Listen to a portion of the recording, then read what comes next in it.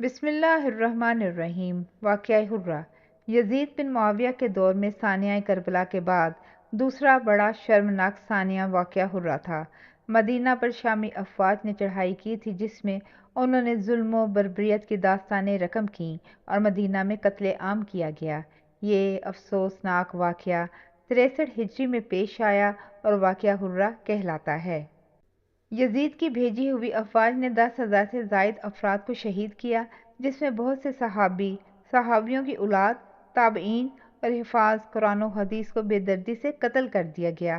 خواتین کی بے حرمتی کی گئی اور 3 دن تک مسجد نبوی میں نماز نہ ہو سکی۔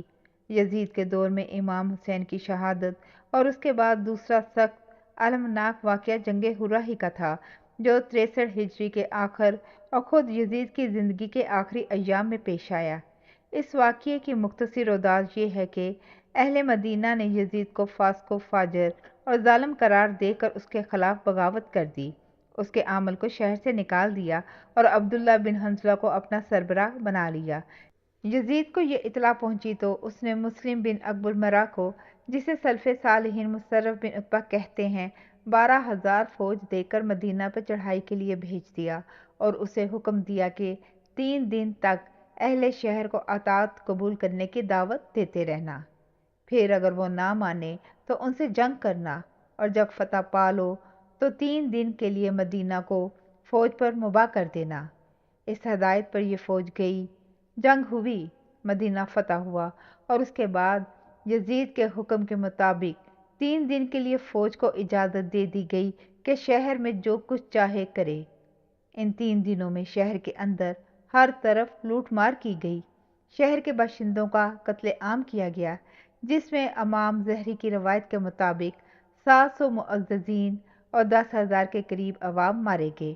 اور غضب یہ ہے کہ وحشی فوجیوں نے گھروں میں گھس گھس کر بے دریغ عورتوں کی عصمت دری کی۔ حافظ ابن کثیر کہتے ہیں کہ کہا جاتا ہے کہ ان دنوں میں 1,000 عورتیں زنا بالجبر سے حاملہ ہوئیں۔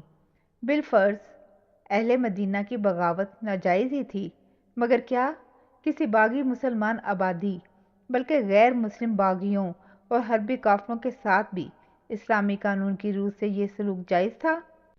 اور یہاں تو معاملہ کسی اور شہر کا نہیں، خاص مدینہ الرسول کا تھا، جس کے متعلق نبی صلی اللہ علیہ وآلہ وسلم کے یہ ارشادات بخاری، مسلم، نسائی اور مسند احمد میں متعدد صحابہ سے منقول ہوئے ہیں کہ مدینہ کے ساتھ جو شخص بھی برائی کا ارادہ کرے گا، اللہ اسے جہنم کی آگ میں سیسے کی طرح پگھلا دے گا، اور جو شخص اہل مدینہ کو ظلم سے خوفزدہ کرے، اللہ اسے خوفزدہ کرے گا، اس پر اللہ اور ملائکہ اور تمام انسانوں کی لعنت ہے۔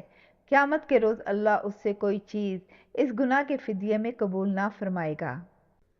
حافظ ابن کثیر کہتے ہیں کہ انہی احادیث کی بنیاد پر علماء کے ایک گروہ نے یزید پر لعنت کو جائز رکھا ہے، اور ایک قول ان کی تائید میں امام احمد بن حنبل کا بھی ہے، مگر ایک دوسرا گروہ صرف اس لیے اس سے منع کرتا ہے کہ کہیں اس طرح اس کے والد یا صحابہ میں سے کسی اور پر لعنت کرنے کا دروازہ نہ کھل جائے۔ حضرت حسن بصری کو ایک مرتبہ یہ طعنہ دیا گیا کہ آپ جو بنی امیہ کے خلاف خروج کی کسی تحریک میں شامل نہیں ہوتے تو کیا آپ اہل شام یعنی بنی امیہ سے راضی ہیں؟ جواب میں انہوں نے فرمایا، میں اور اہل شام سے راضی ہوں، خدا ان کو ناز کرے۔ کیا یہ وہی نہیں ہے جنہوں نے رسول اللہ صلی اللہ علیہ وآلہ وسلم کے حرم کو حلال کر لیا اور 3 دن تک اس کے باشندوں کا قتل عام کرتے پھرے، اپنے نبطی اور قبطی سپاہیوں کو اس میں سب کچھ کر گزرنے کی چھوٹ دے دی، اور وہ شریعت دیندار خواتین پر حملے کرتے رہے اور کسی حرمت کی حد تک کرنے سے نہ رکے، پھر بیت اللہ پہ چڑھ دوڑے، اس پر سنگ باری کی اور اس کو آگ لگائی، ان پر خدا کی لعنت ہو اور وہ برا انجام دیکھیں۔ تیسرا واقعہ وہی ہے جس کا حضرت حسن بصری رحمۃ اللہ علیہ نے آخر میں ذکر کیا ہے۔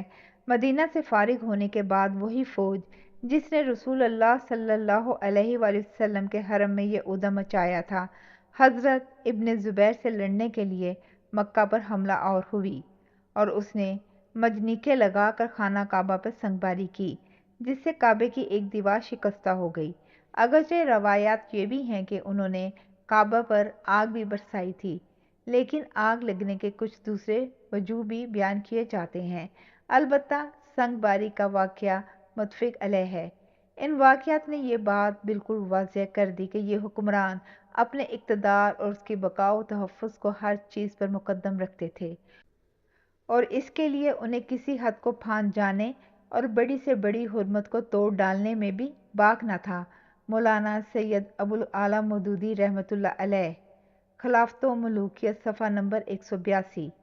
اس واقعے کو ابن کثیر رحمۃ اللہ کے علاوہ دیگر بہت سے مورخین نے بھی نقل کیا ہے، جس میں سے کچھ کے نام ملاحظہ فرمائیں: طبری، کامل ابن اسیر، معجم البلدان، امات السیاسہ، نہج البلاغہ۔ جزاک اللہ خیر۔